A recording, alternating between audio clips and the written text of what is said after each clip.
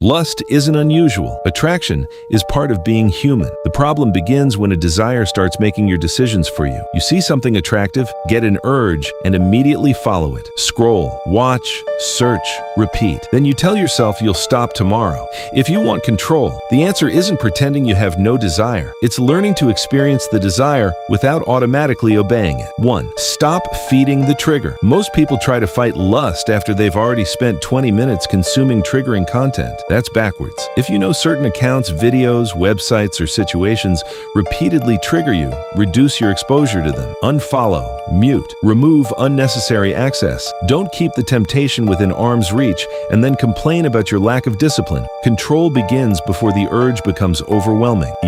2. Learn to separate urges from actions. An urge is not an instruction. You can feel attraction without acting on it. You can have a sexual thought without following it. When the urge appears, don't panic and don't immediately react. Notice it, let it exist, then choose what you do next. That small gap between feeling and action is where self-control's built. 3. Don't sit around doing nothing. Lust becomes harder to manage when you're constantly bored, isolated, and consuming endless entertainment. Your attention needs somewhere to go. Work, exercise, study, create something, meet people, go outside. Build a life that demands your attention. This isn't about keeping yourself busy every second. It's about not spending your free time feeding impulses you already know you want to control. 4. Stop romanticizing the urge. When you're tempted, your mind usually focuses on the immediate reward. It doesn't show you the entire picture. Ask yourself, what am I actually choosing? A few seconds of pleasure or the ability to control your attention? The goal isn't to hate pleasure. It's to stop allowing a temporary feeling to make long-term decisions for you. 5. Control your attention.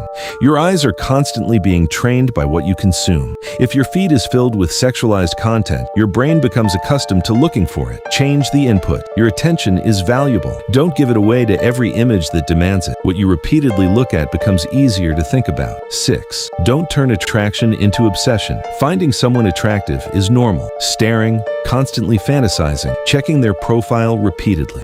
Building an imaginary relationship with someone you've barely spoken to. That's different. Learn to notice attraction without turning it into a mental addiction. Appreciate, then move on. 7. Strengthen your body. Exercise won't magically eliminate sexual desire, but physical training can improve discipline, mood, sleep, and your ability to tolerate discomfort. You learn something important when you train consistently. You don't have to obey every impulse your body produces. You're tired? You still finish the set. You don't feel like training? You train anyway. That same discipline transfers into other areas. 8. Fix your environment. Don't rely entirely on willpower. If your phone is beside your bed every night, you're making self-control harder. If you're constantly alone with unlimited access to whatever triggers you, you're creating unnecessary friction.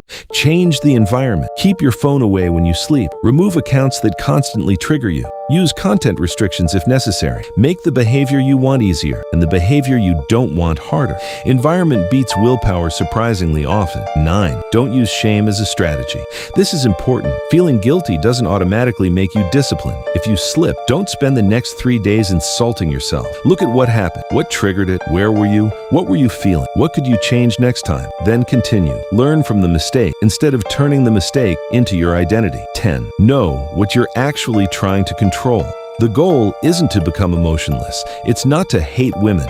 It's not to hate sex. It's not to eliminate attraction. The goal is much simpler. Your desires should be something you can manage, not something that manages you. A disciplined man can experience attraction and still think clearly. He can desire something and still say no. He can be alone without immediately looking for stimulation. He can choose his actions instead of being dragged around by every impulse. That's real self-control. And this is where the Stoic principle becomes useful.